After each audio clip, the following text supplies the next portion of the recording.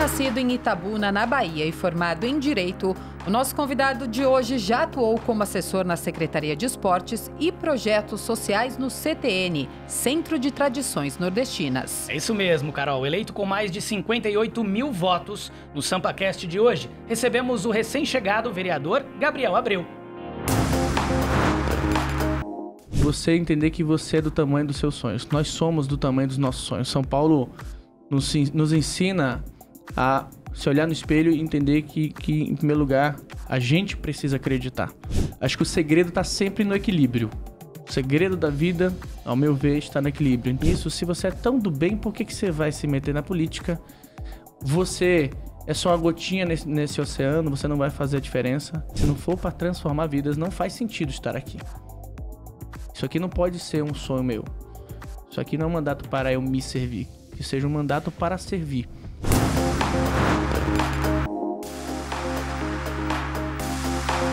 Bom dia, boa tarde, boa noite. Eu sou a Carol Câmara e este é o SampaCast, o podcast oficial da Rede Câmara São Paulo.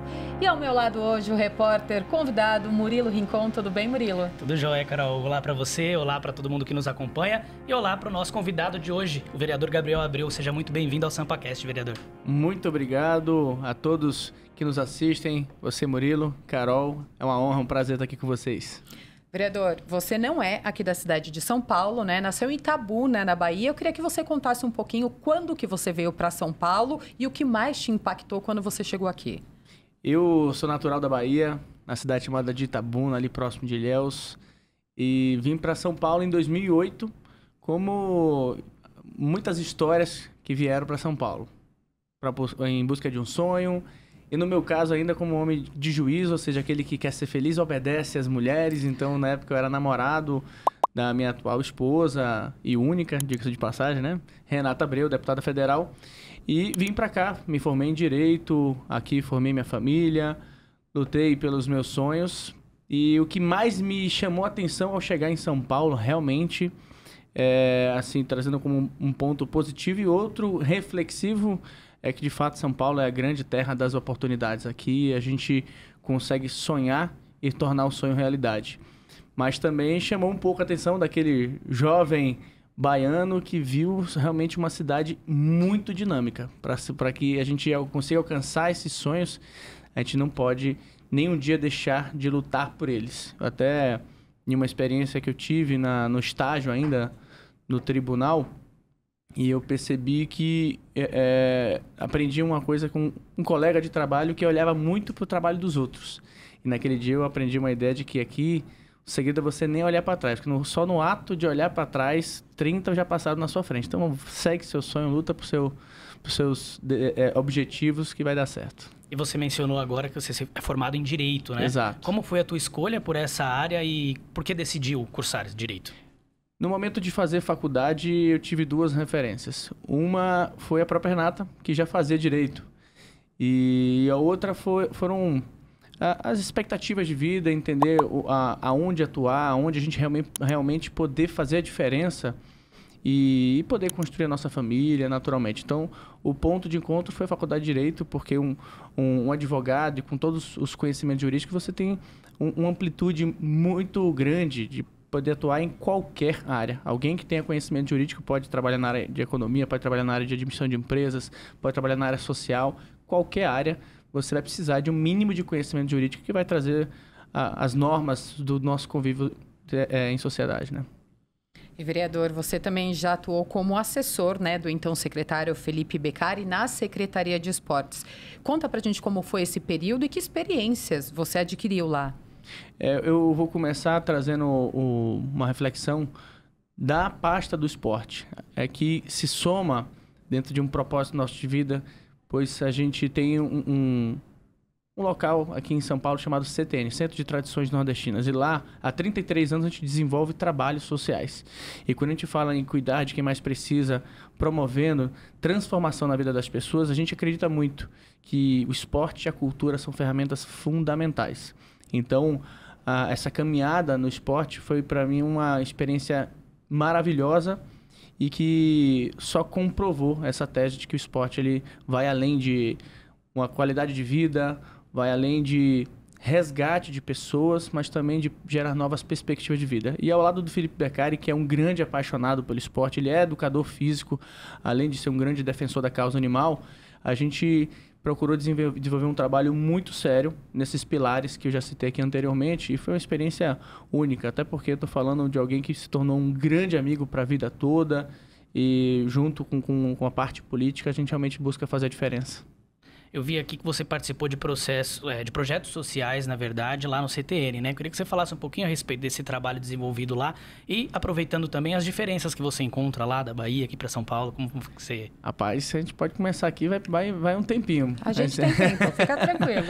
Mas, começar pelo CTN. Nesses 33 anos, ali é engraçado porque muita gente conhece o CTN, que fica na Barra Funda, na zona norte de São Paulo, muito por conta do entretenimento e da parte gastronômica. Os grandes shows, o nosso Baião de Dois, que sim, é o melhor Baião de Dois de São Paulo. Tá todo mundo convidado para poder comprovar isso, mas vai muito além.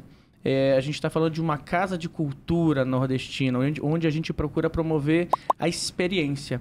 E não tem como falar disso sem entender todo um contexto histórico. A gente está falando de que num passado recente, tivemos aí uma migração nordestina, de um povo nordestino que vem para São Paulo em busca do seu sonho, ajudou os paulistanos a construir essa mega cidade, tanto que a gente tem uma máxima de que não existe um prédio nessa cidade que não tenha passado pelo menos um tijolo na mão de um nordestino. Então tem essa sinergia. Já tivemos momentos difíceis de muito preconceito, especialmente com os skinheads. Já tivemos até o nosso muro do CTN pichado no passado, de morte aos nordestinos.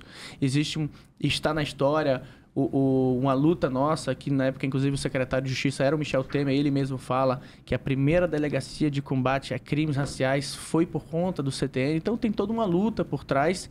Então não podemos jamais se distanciar do apoio daqueles que mais precisam, que necessitam de uma mão estendida para que possam ter um encaminhamento na sua vida. Às vezes é só um empurrãozinho. Então o nosso departamento social ele tem uma função muito importante para toda a família, para criança, para jovem, para adulto, para o idoso, PCD e para os animais, com certeza. Então a gente procura fazer um trabalho macro de acolhimento e direcionamento, porque no nosso entendimento de social não é apenas dar, porque você quando apenas dá aquela cesta básica, por mais importante que ela seja, ela resolve um problema imediato. Mas quando a gente pensa em médio e longo prazo, a gente não transforma aquela realidade. No mês seguinte, na semana seguinte, vai estar com aquele mesmo problema. Então a gente investe muito na qualificação e direcionamento. A gente acredita que o ciclo completo é o acolhimento, a qualificação, empregar essa pessoa e aí sim a gente tem uma vida transformada. E quando a gente fala de Bahia, você falou de quais são as diferenças. Ó, eu não vou mentir que o fato de ter o CTN próximo me gera um certo conforto. Porque quando bate saudade do forrozinho, a gente vai lá. Quando bate saudade daquela comida, aquela moqueca, o Baião de Dois, a gente vai lá. Mas não tem como, a gente, ao longo de todo esse tempo, estamos falando de 2008 para cá, já vão aí alguns anos. Então eu já sou literalmente um paulistano, né? Um paulista com baiano. Então a gente tem família lá, não tem como não sentir falta da praia.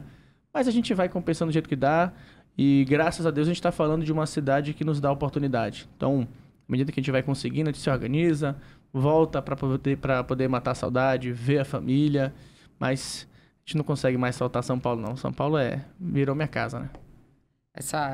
Acho que esse ambiente caótico de São Paulo, né? Porque é caótico de certa forma, a gente se sente aconchegado de certa forma. Todo mundo que a gente entrevista aqui é acolhido, que vem de outras cidades, de outros estados, chega aqui, se assusta no começo, mas depois é acolhido e não quer sair daqui nunca mais. É verdade. Faltou falar que eu ajudei também com esse processo migratório, né? Nesses índices, porque à medida que eu fui sentindo saudade, o que eu fiz? Fui trazendo toda a minha família. Então, hoje moram meus pais, moram meus irmãos, mora minha avó, tia, prima. Então, de fato, quando bate a saudade maior, a gente tem ali com quem acolher.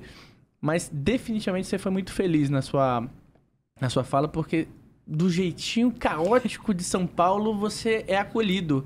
E você não consegue mais viver de outra forma, ou por que não dizer até em outra cidade. Porque mesmo quando eu volto para a Bahia ou vou passear em qualquer lugar que seja, a gente sente falta desse dinamismo de São Paulo. A gente sente falta do que a concorrente de São Paulo nos promove, como um atendimento diferenciado, aqui qualidade no serviço, nos produtos, porque senão você não tem espaço. Então, não é à toa que São Paulo é a grande locomotiva do país, não é à toa que São Paulo é uma das grandes metrópoles do mundo. Então, não tem como você não ficar mal acostumado, posso até dizer assim, com a cidade de São Paulo. Isso aqui do jeitinho caótico, eu gostei, do jeitinho caótico de ser, te acolhe e te deixa super dependente. A gente não conseguimos pensar em outra cidade para morar, de fato. O que você destacaria de mais importante que você aprendeu até agora aqui em São Paulo? Olha, acho que a primeira coisa, assim, no debate pronto, porque eu não pensei para essa resposta não, viu? Mas eu diria que é você entender que você é do tamanho dos seus sonhos. Nós somos do tamanho dos nossos sonhos. São Paulo nos ensina a se olhar no espelho e entender que, em primeiro lugar, a gente precisa acreditar. Porque diz o que, ó, tá vendo tudo isso aí? Pode ser seu, mas depende de você em primeiro lugar. Faz com que a gente se afaste de uma ideia de que alguém vai vir fazer por você. Então, tudo tem um preço. O caminho da vitória passa pelas renúncias. Então, acho que esse foi o grande aprendizado. E lógico, assim, no meu perfil, a partir da educação que meus pais me deram, acho que o segredo está sempre no equilíbrio. O segredo da vida, ao meu ver, está no equilíbrio. Então, não tem problema a gente imprimir um ritmo de trabalho de 12, 14, 15, 16 horas por determinado período quando você mira um objetivo. Quando você entende por que você está fazendo aquelas renúncias. Da mesma forma que não podemos abraçar uma ideia de que tudo a qualquer custo. Tudo a qualquer custo. Então, saber entender o momento de, opa, não, peraí, freia, segura, válvula de escape, então, senão a gente enlouquece. Mas eu acho que esse acaba sendo o grande aprendizado que eu tenho nesse tempo todo em São Paulo. Mas considero, aí sim, talvez seja o sangue baiano, na hora que o negócio você vai enlouquecer e fala, não, calma, relaxe.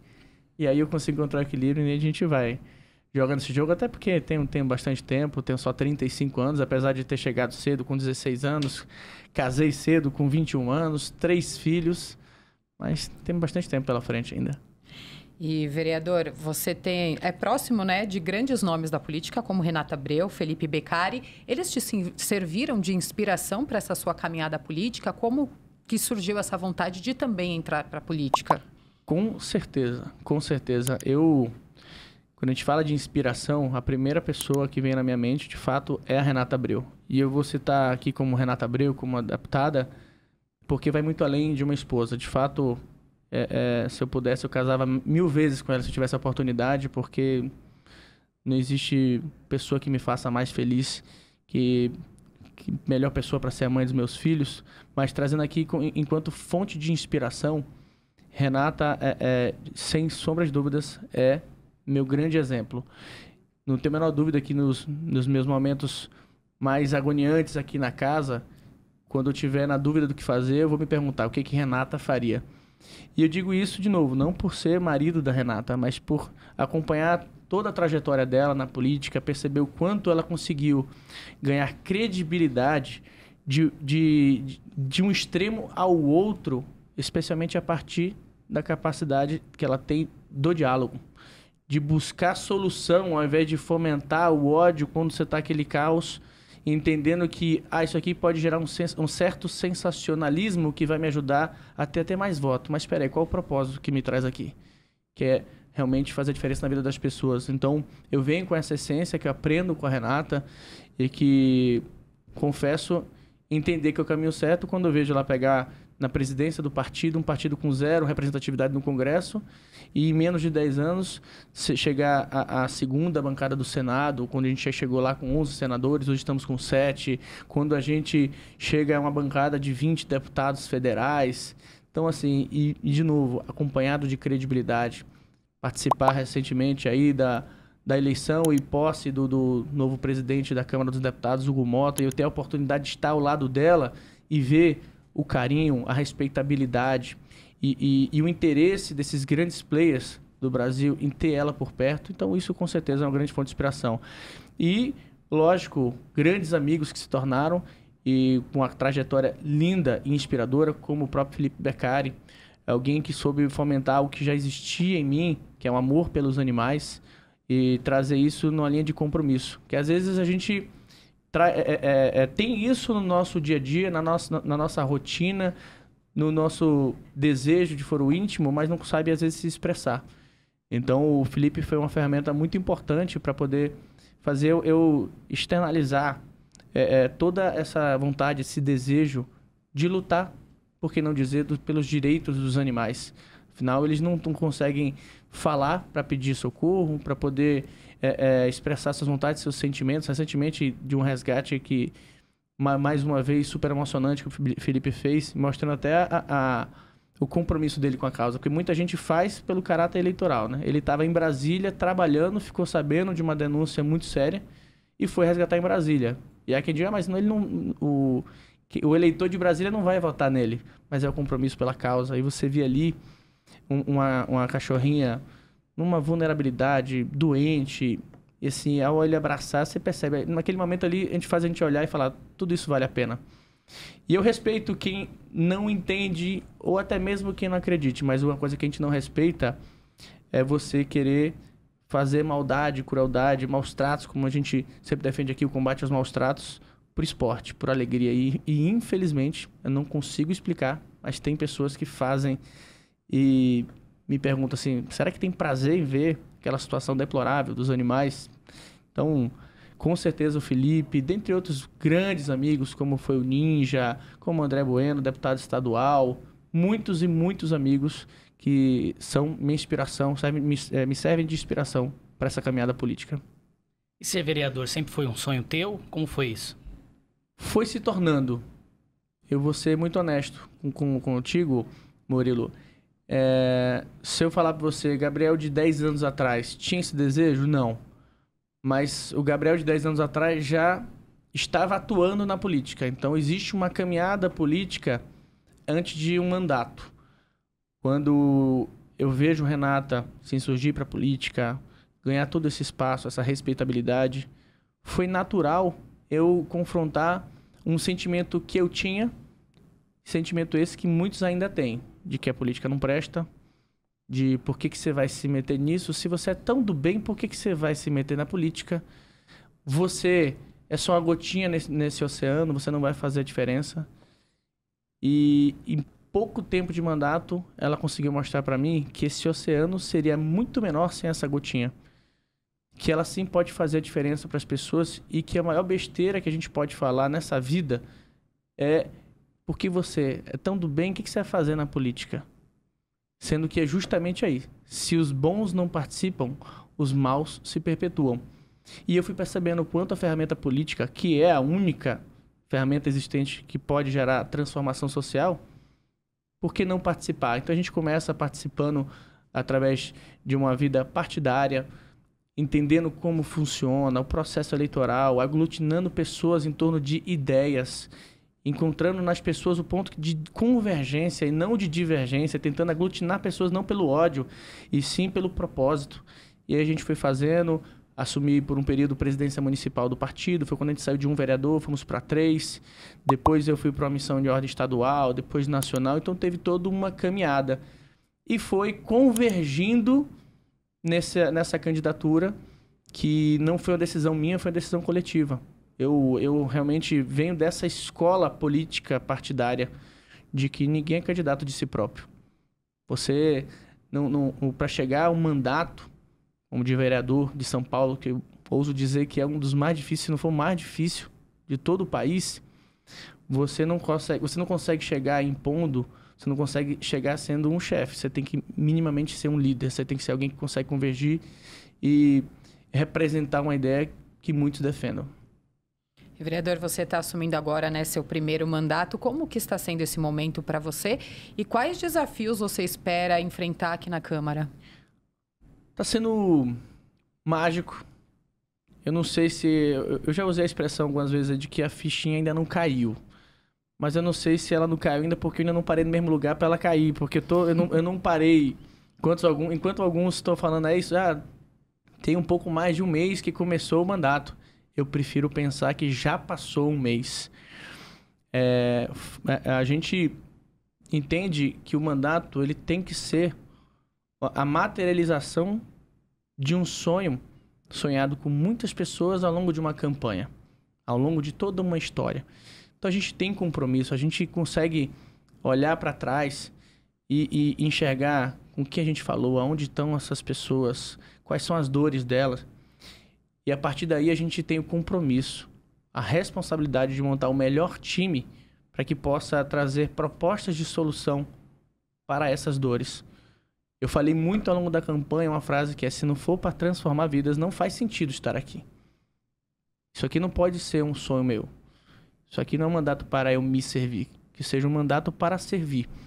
Então a gente vem pronto num compromisso, a gente tem pautas claras, mesmo ciente de que a gente vai ter um mandato para todos. Mas a gente falou, inclusive, ao longo da campanha, muitas vezes, que se a gente fosse resumir esse mandato em uma palavra, essa palavra seria família. Porque acho que toda e qualquer dor, diante das experiências que a gente viveu, eu vejo que ela nasce a partir da família. A gente percebe muitas famílias desestruturadas e todos os problemas nascendo daí. A gente consegue, às vezes, podar uma árvore, mas não vai na raiz do problema. Então, quando a gente destaca a família, coloca a família no centro, de restabelecer princípios, valores, propósitos, a gente vai conseguir usar da ferramenta política em suas pastas, como esporte, cultura, empreendedorismo, gerando transformação. Então, a gente tem pautas claras, em especial a dos animais, como eu já disse aqui, porque a gente, não vou ser repetitivo, mas não só temos esse compromisso, a gente também quer fazer a diferença. A gente tem muita preocupação em não conduzir pautas que se associem a um processo de enxugar gelo. A gente está procurando fazer um trabalho que vai ter uma produção política. O que eu quero dizer com a produção política? Está na rua, ouvindo, compartilhando das dores, mas trazendo para dentro da casa. Dentro da função do vereador, que é fiscalizar o executivo e legislar. Então a gente vai estar aqui propondo, sim. A gente não vai ser omisso, não vai estar apenas gritando no microfone. A gente vai estar propondo soluções. Então, seja para a gente combater os maus tratos, seja para a gente poder fazer um trabalho de castração eficaz. Eu quero dizer isso. A gente hoje não tem nem números claros do qual é a demanda para a oferta que a gente está dando, por exemplo, das castrações. Então, estudar os processos para que eles sejam efetivos e que façam diferença, não só para os animais, mas para os humanos. A gente está falando de por exemplo, aqui, nessa problemática de reprodução desenfreada de animais em situação de rua, que, por consequência, gera um problema de saúde humana, inclusive. Então, justifica investimento. A gente está falando de uma rede de protetores gigantesco que estão completamente desamparados, em locais adequados, medicação, assistência médica veterinária, alimentação para esses animais. E isso vai não só, por vezes, criando depósito de animais, mas servindo também para prejudicar a vida de muitas pessoas que amam isso, fazem pelo propósito, por amor, e quando vai ver estão comprometendo todo o seu orçamento, deixa de levar dinheiro para poder pagar contas de casa, e viram toda uma bola de neve. E, assim, se isso não fosse determinante, se isso não fosse relevante, mandatos como o meu, mandatos como o do Felipe Beccari, dentre outros, não existiriam. Ou seja, a população está se manifestando. A população está pedindo uma resposta a esse problema. Então, a gente não pode ser omisso. E, com todo esse norte, a gente vai estar trabalhando muito duro aqui ao longo desses 4 anos. Legal. Vereador, fala pra gente de onde surgiu, né, essa vontade, esse amor pelos animais e a vontade de atuar na proteção deles. Olha, eu acho que isso não surge, né? Isso você nasce com ele. Acho que o que você pode mudar é cultura. A gente percebe quem não gosta, a gente percebe quem faz por interesse e a gente percebe quem ama. Então, eu acho que o amor pelos animais, entender que eles fazem parte da nossa família, entender que mesmo quando eles não fazem parte da nossa família, tem que ser respeitado. Eu acho que você nasce com isso. Tanto que eu não tenho um interesse em inserir esse amor nas pessoas. O interesse é na busca pelo respeito a eles. Entendeu? Recentemente teve um indivíduo que saía da sua casa pegando petiscos na mão para poder atrair gatos na rua, e às vezes não na rua, dentro de casa, para ele sair da casa por conta do petisco, para ele chutar, para ele matar. Então, assim, não faz nenhum sentido. Ninguém tá pedindo para você, para esse rapaz levar para casa, para dar mão. Se você não quer, não tenha. Se você não tem interesse em estar por perto, você entendeu? Assim, é maldade pura e simples. Uhum. Então, uma atitude como essa, para mim, merece cadeia. Então, é diferente. Então, quando a gente fala de amor, eu entendo que é intrínseco à pessoa, e o que a gente busca, especialmente, é uma mudança de cultura, de entender que os animais não são objetos e que a gente não pode fazer deles o que a gente quer e bem entende, principalmente se a gente estiver falando por trás de maldade. Então, é mais essa busca de direitos, entender que vai um pouco além quando a gente fala, por exemplo, de saúde animal. Eu vejo que a gente está tendo uma grande evolução, reconheço aqui especialmente um governo, porque o vereador ele tem suas limitações, enquanto figura que vai fiscalizar o executivo e legislar para que o executivo possa executar. Mas se a gente não tem um executivo, um prefeito que tenha essa sensibilidade, nada é feito. Então aqui eu quero reconhecer e parabenizar o prefeito Ricardo Nunes, porque enquanto ele chefe do Poder Executivo, tem demonstrado ter essa sensibilidade. Até porque ele tem ao lado uma gigante, uma guerreira, que sorri e chora a todo momento quando a gente tem conquistas, quando a gente tem perdas dentro da Casa Animal, que é a nossa primeira-dama, Regina, uma querida, uma grande aliada dentro desse movimento. Mas reforço aqui, sem um grande prefeito que entende que sim, essas políticas são importantes, necessárias, e ele, enquanto representante do povo, ouve o povo pedir e executa. Então, no crescimento da implantação dos hospitais e vários programas voltados para a causa animal, sempre ouvindo os representantes. É um prefeito que, neste ponto, eu só tenho a parabenizar pelos grandes feitos até aqui e especialmente pelos ouvidos abertos para ouvir pelos próximos projetos que a gente vai estar propondo a favor da causa animal. Vereador, a gente gosta sempre de uma boa história aqui, né, Murilo? Com certeza.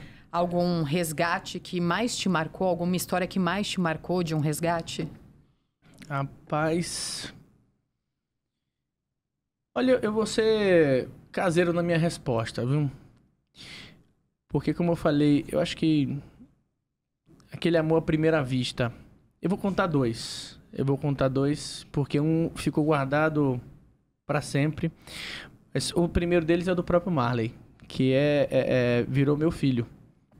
Falando de um resgate que foi o primeiro. Então, dentro da minha parceria com o Felipe, a gente recebeu a denúncia, a gente foi investigar e a gente foi lá resgatar o Marley. Ele ainda não chamava Marley, né? Mas a gente chegou lá e já começa a me chamar a atenção por conta da nossa história, quando a gente fala de trabalho social, de ajudar quem precisa. Então, me chamou a atenção, a gente tentou ajudar, inclusive porque o Marley estava sendo maltratado por uma família. Mãe, filhos, todos. De maneira muito cruel, de pegar pelo rabo, pelo pelo e jogar dentro de um quartinho escuro, pequeno. Assim, todo mundo batia. Então, era quase que uma cultura familiar o bater no Marley. Ao chegar lá, a gente percebe que a gente chegou de manhã cedo, então a mãe estava indo levar as crianças na escola. Então, a gente abordou. Então, foi uma questão ali que me chamou a atenção, porque tinha uma família por trás também que precisava de ajuda. Que a gente percebeu ali que estamos falando de uma mãe que não sei quais foram os problemas familiares com o marido, mas surtada. Mas a gente procurou o quê? Separar as coisas. Primeira coisa, ia atender ali o Marley, porque ele necessitava ser resgatado, porque ele estava num ambiente completamente inadequado, não só pelos maus tratos, mas pessoas que não tinham condições de dar o mínimo de amor que ele merece. E assim foi feito. E, de outro lado, a gente tentou fazer todo um atendimento. A gente mandou a nossa equipe do social, mas a pessoa não quis. E não adianta, a gente não consegue ajudar aquele que não quer ser ajudado. É delicado. Mas, voltando para o Marley, foi muito especial porque naquele resgate, eu não sei qual foi o caso, mas ele ficou quase que o tempo todo, depois que a gente entrou na casa, no meu colo. Ficou direto no meu colo. E numa sinergia maravilhosa. Parecia quando eu tenho 3 filhos. Então, assim, vão me julgar com esse comentário. Mas só quem ama os animais vai entender. Eu lembro quando eu peguei o meu filho pela primeira vez no colo. Então, você olha, é um negócio que você não consegue explicar, você sente. E foi com o Marley, a gente ficou junto e foi pra minha casa. E normalmente o processo de resgate, logo depois a gente leva pro veterinário, a gente faz todos os exames, faz todo um preparo para uma reinserção em sociedade, as adoções. E ele nem foi cogitado, já ficou direto. Então, virou nosso filho, nosso xodó, é maravilhoso. E a outra foi a Belinha, porque é uma pequenininha que estava judiada, ela estava sendo... ficava isolada dentro do sobrado de uma casa que passava frio, chuva, sol, calor. Ela não tinha, além de um local adequado ali, não tinha o mínimo de cobertura, então ela realmente ficava ali judiada, coitada. E a gente levou para casa, mas ela ficou em casa por um período e muita gente quis adotar ela. A gente já estava com o Marley. E o meu filho do meio, Rafael, queria muito. E ela toda pequenininha, acho que devia pesar no máximo nem 2 quilos. Mas maravilhosa, maravilhosa, espetacular. O Rafinha dormia com ela. E aí a gente viu que a gente também faz toda a investigação de quem pede a adoção. Não adianta resolver um problema e criar outro. Mas aí a gente fez, a pessoa saiu, acho que foi de Ribeirão Preto ou Rio Preto, não me lembro. Foi até lá em casa, levou a Belinha e... Sabe aquele sentimento? Ela levou um pedaço de mim, porque até hoje eu converso com o Rafinha, que é meu filho do meio. Ele, papai, e a Belinha, tá onde e tal? Então, assim, esse foi um outro também que marcou bastante, porque se perpetuou lá em casa. Bom, a gente ainda tem muito para conversar aqui no programa, para falar da sua carreira e de planos futuros também, mas precisamos fazer um rápido intervalo. Então fique aí que o SampaCast volta já.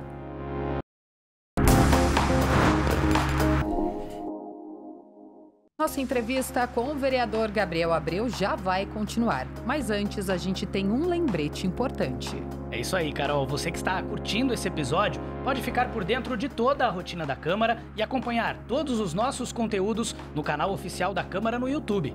É muito fácil. Aponte o seu celular para o QR Code aqui na tela ou dentro do YouTube, clique no botão e inscreva-se. Não saia daí que a gente volta já.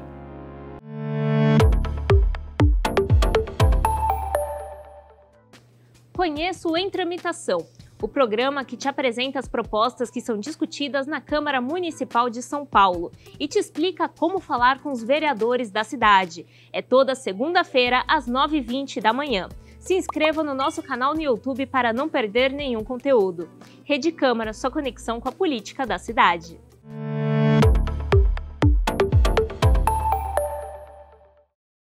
Você sabia que audiências públicas são a melhor forma de expor a sua opinião na Câmara Municipal?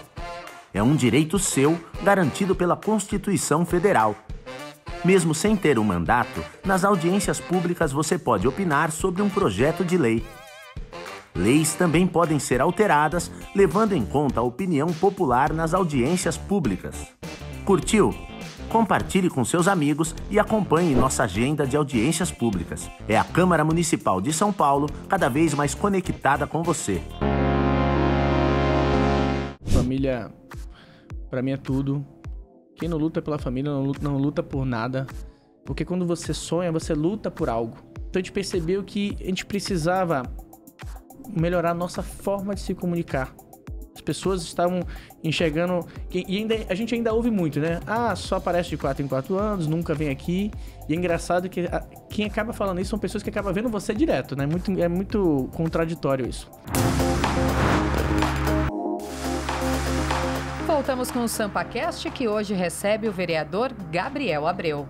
Vereador, você já falou aqui sobre os seus 3 filhos, né? Deu para perceber que você é bem apegado à sua família e com 2 influências em casa, né? A mãe e o pai, você acha que eles vão seguir na política também? Alguém já deu indício em casa ou ainda não? Rapaz, vou te falar um negócio. Vou começar reforçando sim, porque de fato família para mim é tudo. Quem não luta pela família não luta por nada. Na minha história, a gente passou por altos e baixos e sempre quem nos estendeu a mão, que nunca deixou desistir, foi a família. Já passou poucas e boas, então, pela minha família, eu faço absolutamente tudo e qualquer coisa. mas nunca teve histórico. Eu acho que eu sou um divisor de águas na minha família porque a gente não tem um histórico político. Meus pais, meus avós, primos próximos, irmãos, nada. Pode botar isso aí 100% na conta da Renata Abreu, viu? E na sua casa, você acha que alguém em casa vai seguir? Ó, eu tenho o Felipe de 14, o Rafinha de 11 e o José de 4 anos. Analisando o perfil de cada um deles, eu diria que o Rafinha, que é do meio, ele é o mais político. Eu acho que ele seria uma boa aposta, é bem possível, ele gosta muito. Inclusive, me cobra para poder levar ele nos resgates. Ele me passou todo esse tempo e eu não levei porque é muito delicado. Tem resgate que a gente vai com polícia, tem resgate que a gente vai encontra a situação pesada, como foi ali quando a gente foi no extremo da Zona Sul, a cachorrinha com a cabeça toda aberta. Eu achei, inclusive, que ela não ia nem sobreviver. Então, a gente evita de que ele passe por situações como essa. Mas eu já aproximei ele do Beccari e falei, ó, Beccari, aqui é a nossa sucessão, viu? Beccari deu risada. Então, eu acho que o Rafinha seria uma boa aposta. Vereador, aqui dentro da casa são 55 cadeiras, né? Aqui na Câmara Municipal de São Paulo. Cada vereador tem a sua peculiaridade. O que você pode destacar que seja a tua aqui? A minha? Do diálogo. Eu, definitivamente, quando eu analiso os meus colegas e vejo o que eu posso contribuir, especialmente com o funcionamento da casa, é enxergar uma casa com bastante diversidade ideológica, o que eu acho que isso é bom, porque alimenta o debate. Eu realmente acredito que a evolução ela vem a partir de pontos de vista diferentes. Mas se você não tiver o diálogo, você nunca vai conseguir ter o consenso. Então eu respeito, vejo opiniões que muitas das vezes divergem da minha, só que eu entendo que a partir do meu perfil, a gente pode buscar sempre o ponto de convergência. Eu acredito que a gente pode ter um papel importante para poder servir de elo entre os colegas, buscando uma convergência, porque sem essa convergência a casa não anda. Então, eu venho com esse perfil para poder dialogar de maneira propositiva, para que realmente a gente possa fazer diferença e a gente alterar aí índices bem negativos que a gente costuma ver quando a gente vai analisar a população, o ponto de vista da população em relação à classe política, em relação não só ao executivo, não só ao prefeito, mas também em relação ao legislativo, em relação aos vereadores. Então, eu venho com esse grande objetivo também.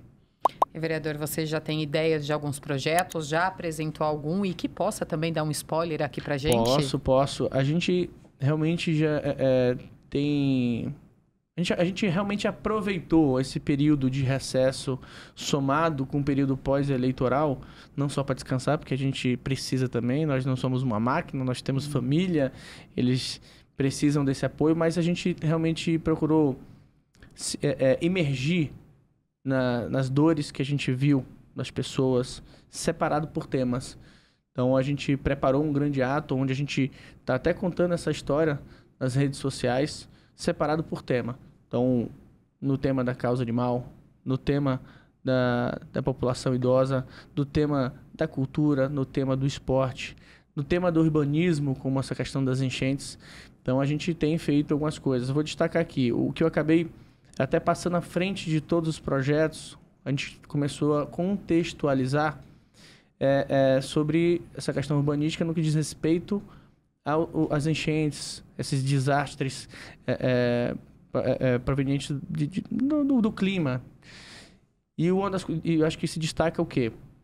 Além do que já é feito, muito bem feito pelo nosso prefeito, essas obras, córrego, encostas, arborização, que isso é muito importante para poder ajudar no escoamento da água, a gente propõe um fundo municipal para poder dar um suporte a esses desastres climáticos. Mesmo tendo uma coisa ou outra, seria algo específico. Veja, a gente está falando do Jardim Pantanal, que está acontecendo. Aí começa todas aquelas campanhas de doação. E, além de discutir o que precisa, o que não precisa. Cada um manda ali, manda colchão, mas peraí, já supriu a necessidade de colchão. Não tem uma ação necessariamente organizada, ordenada entre os players bem intencionados. Então, se a gente tem um fundo que ele é bem gerido, até porque, mas Gabriel, primeira grande justificativa, todo ano a gente ouve a mesma novela. Todo ano a gente sabe que vai chegar esse período e vão surgir situações como essas. Às vezes sai de um bairro para o outro, mas está acontecendo. Então, se a gente tem um fundo que vai ser gerido, que vai ser interessante, esse fundo com parceria público-privado, porque o privado vai enxergar o quê? Um rendimento. Então, estamos falando de um fundo que vai estar rendendo, mas que possa dar um suporte necessário, organizado e ordenado para poder resolver de imediato essa problemática, para que a pessoa não chegue a passar fome, não chegue a ficar desamparado em situação de rua, tem criança, cachorro, gato, os pais idosos. Então, um fundo que vai dar um suporte diretamente nesse sentido. Quero destacar também aqui um trabalho junto ao esporte.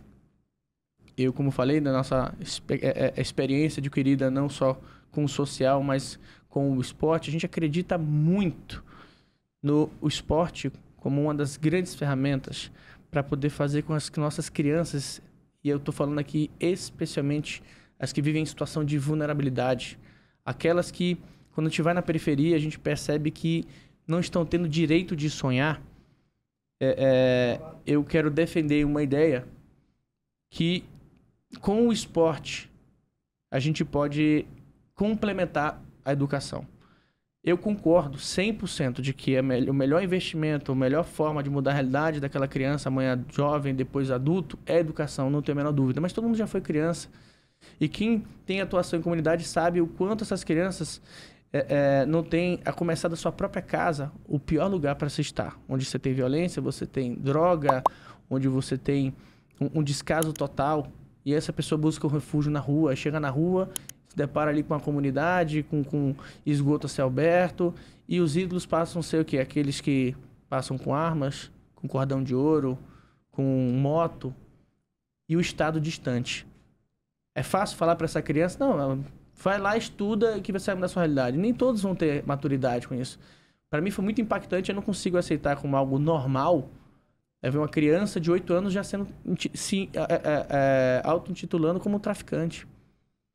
E a gente sabe o poder do esporte. A gente percebe, a gente costuma evidenciar isso quando chega a Olimpíada, a Copa do Mundo, porque todo mundo vê um só e começa a se torcer.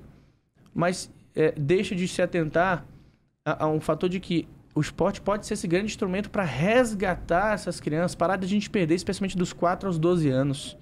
Se a gente consegue trazer o esporte e fazer essas crianças voltarem a sonhar, elas podem ter compromisso. Porque quando você sonha, você luta por algo.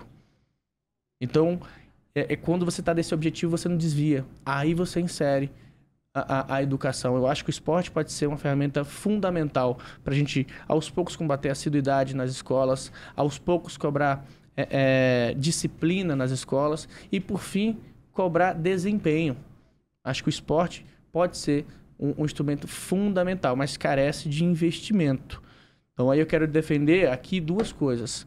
Que a gente ofereça um projeto que a gente chama de Vaga Zero. Eu quero dizer Vaga Zero, semelhante ao que foi feito na educação, para que não exista fila de espera. A Vaga Zero é nesse sentido.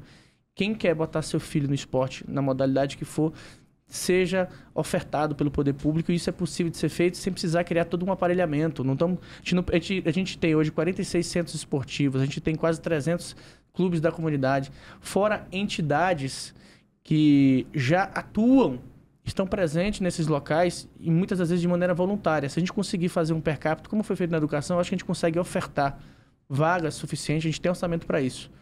E para que isso se torne realidade, eu sou um defensor de que a gente crie um projeto. Na verdade, a nossa intenção é defender para que no próximo orçamento a gente tenha o que eu considero muito justo, pelo menos 1% do orçamento seja destinado à pasta do esporte. E aí tornando esse projeto, esse programa viável. Eu acho que é o mínimo, pensando numa pasta que vai refletir em segurança pública, vai refletir em saúde pública, vai refletir na educação. dentre várias outras. Poderia aqui discorrer, temos bastante projeto, mas temos um cuidado muito grande, sempre voltado para a família. Então, 50 a mais, qualificação profissional para 50 a mais para a população idosa, que a gente tem que se preocupar não apenas com a longevidade, um envelhecimento saudável, mas um envelhecimento ativo, atuando, até porque com a mudança na legislação para aposentar ficou mais difícil, mais demorado, e dos 50 aos 60, 65, você tem um limbo. Então, muita gente querendo trabalhar, mas não está tendo oportunidade. Por que não fazer um trabalho de qualificação profissional e direcionamento de mercado? Essas pessoas têm experiências, têm interesse em estar trabalhando, melhor do que viver de auxílio. A gente tem um projeto na cultura, onde a gente vai chamar de Rota Nordestina. Estamos falando de uma cidade com mais de 30% da sua população nordestina. Se a gente for falar descendente aí vai longe. Então, um projeto para fomentar a cultura nordestina através de nossos artistas, dança, gastronomia, teatro, pensando em espalhar isso através da virada cultural numa rota pré-definida. Então, temos algumas ideias aí boas, né?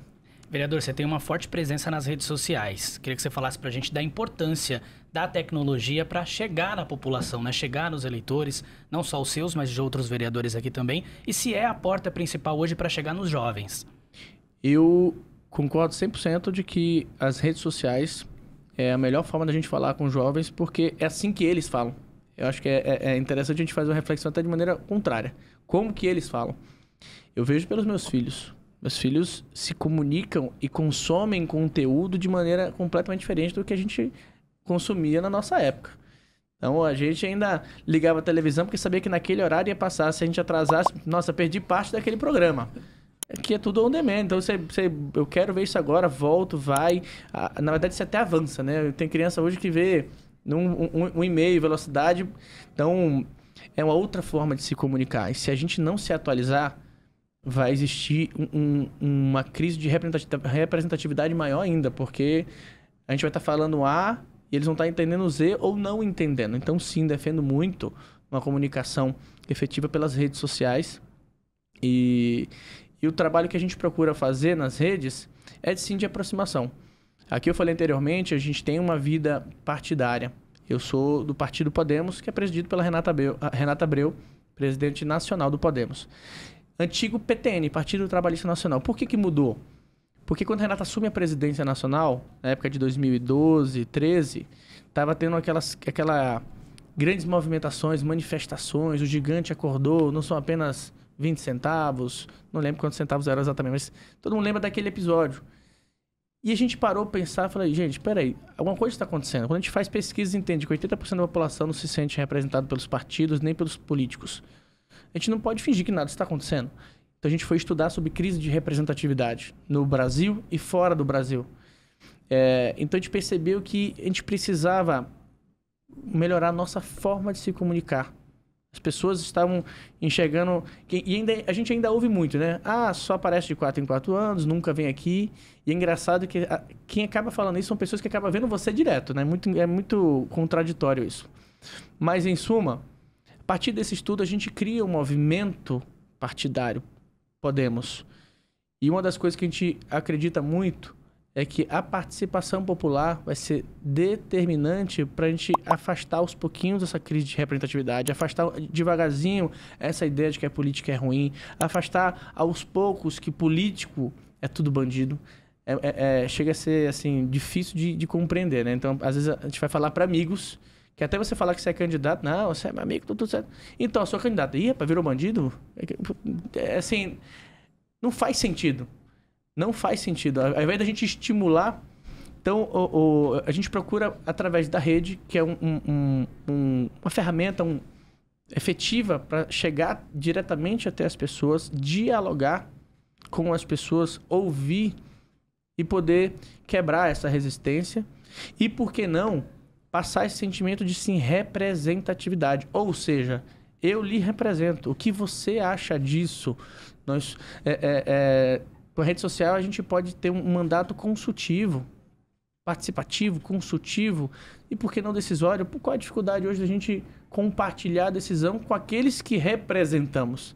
Então, a ferramenta rede social é fundamental, a gente procura ali trazer todo esse debate. Até conto para vocês aqui em primeira mão um projeto que a gente quer fazer uma reflexão sobre essa tão sonhada revitalização do centro.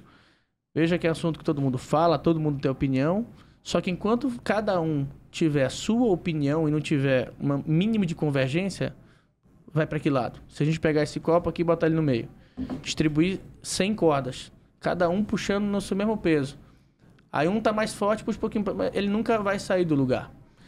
Então a gente quer criar uma novela, um debate mais amplo e sem a rede social. Isso se torna impossível para a gente começar de maneira objetiva a destacar os pontos fundamentais para que a gente comece a ter um mínimo de consenso. E aí a gente finalmente trazer o centro de São Paulo, que eu diria que tem todo o potencial do mundo para ser um dos melhores, se não o melhor. Eu tive a oportunidade de fazer algumas viagens, conhecer algumas metrópoles do mundo, Londres, Nova York, Lisboa, Madrid, outros. E eu não consigo olhar para o nosso centro e não ver o mesmo potencial ou até maior. Não faz sentido. Aí quando eu me pergunto, o que está faltando? A gente acreditar. Vereador, infelizmente a gente está caminhando para o fim do nosso programa, mas chegou o momento do programa que é o nosso ping-pong com perguntas e respostas rápidas. Está preparado? Vambora, você viu que resposta rápida não é meu forte, né? Mas eu vou me esforçar. Qual que é o seu lugar preferido na cidade? Em casa. Se São Paulo fosse uma palavra, seria? Oportunidade. E se a política fosse uma palavra? Transformação. Qual o seu maior sonho? Eu vou falar aqui, esse eu vou explicar, porque esse eu falo desde pequeno. Ser feliz. E qual que é o seu maior sonho para o futuro da cidade de São Paulo? Colocar a cidade de São Paulo dentre as 3 melhores para se viver do mundo. Se você pudesse voltar no tempo para falar com o Gabriel mais jovem, o que você diria para ele? Você não faz ideia do que vai acontecer com sua vida. Aproveite. E qual que é o seu conselho para os jovens de hoje? O conselho que eu dou para os jovens de hoje Nossa, qual deles para escolher, né? Mas não tem como eu não dar um conselho vinculado com a política e trazer uma reflexão de cuidado. Cuidado porque um mundo imediatista, um mundo que você consome o que você quer, porque basta você abrir o celular, pode estar trazendo um problema muito sério no futuro. Porque eu me tornei um cara muito de frases prontas. Então eu tenho aquela de vocês são o futuro do país. Os jovens são o futuro do país. Primeiro, esse futuro nunca chega. E segundo, quando você, na fonte, não cuida, então eu trago esse conselho, essa reflexão para que a gente tenha condições de resgatar, fazer com que eles voltem a sonhar. Uma dica cultural, vereador, que você tenha para passar para os nossos telespectadores, né? Um livro, uma música, um filme. Um lugar? Um lugar. Centro de Tradições Nordestinas. Melhor lugar cultural para você viver uma experiência incrível, conhecer um pouco do que é a história de São Paulo, que passa na mão desse povo lindo, maravilhoso, nordestino. Vereador, saindo do ping-pong agora, né? Você, para quem está te conhecendo agora, qual que é a mensagem que você quer deixar? Quem é o Gabriel? Você pode, inclusive, falar para essa câmera aqui, a câmera 1, diretamente para quem está te assistindo. Maravilha. Estamos começando essa grande etapa da nossa vida como vereador da cidade de São Paulo, a maior metrópole da América Latina, mas entendendo o tamanho da responsabilidade e o compromisso aqui com a família. A gente falou muito ao longo de toda a campanha que a gente sonhou com muitas pessoas e agora a gente quer tornar realidade de que a gente não une pessoas e sim a gente une propósito. Deus não une pessoas, Deus une propósitos. E então a gente vem aqui sim para fortalecer a família, resgatar o mínimo de princípios e valores que tem se perdido e através dessa essência trabalhar muito forte com a cultura, com o esporte, cuidando dos nossos animais, porque com a base bem solidificada, a gente pode construir o prédio do tamanho que for. Então, se estiver pronto para um bom debate, um bom diálogo, com o propósito de evoluir e não necessariamente buscar likes, seguidores e um certo sensacionalismo, então você pode vir aqui no Gabinete 710, estaremos aqui pronto para te ouvir. Bom, infelizmente, o SampaCast chegou ao fim, né, Murilo? Obrigada pela companhia mais uma vez. Eu que agradeço, Carol. Obrigado a você e obrigado ao nosso convidado também, vereador Gabriel. Foi um prazer ter você aqui com a gente. Muito obrigado. Foi uma honra estar com vocês. Estou à disposição. Obrigada, vereador. E é isso, esse foi o SampaCast de hoje, galera. Semana que vem tem mais. Continue acompanhando os conteúdos da Rede Câmara pela TV Câmara São Paulo, pelo portal da Câmara e também pelas nossas redes sociais. Não se esqueça também de se inscrever no nosso canal no YouTube. Rede Câmara São Paulo, sua conexão com a política da cidade. Até a próxima.